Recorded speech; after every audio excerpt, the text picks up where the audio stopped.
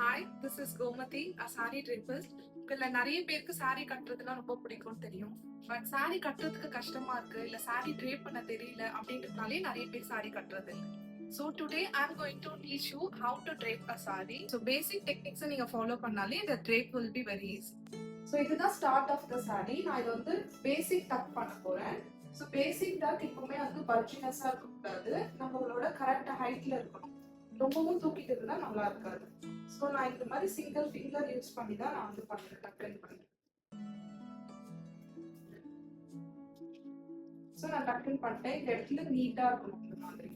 So நான் இந்த சாரியை ரொட்டேட் பண்ணி எடுத்துக்கிறேன்.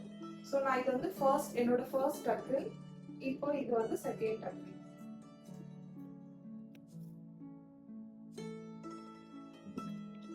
ஸோ இப்போதான் நான் வந்து பேக்ல வந்து டக்கு இருப்பேன்.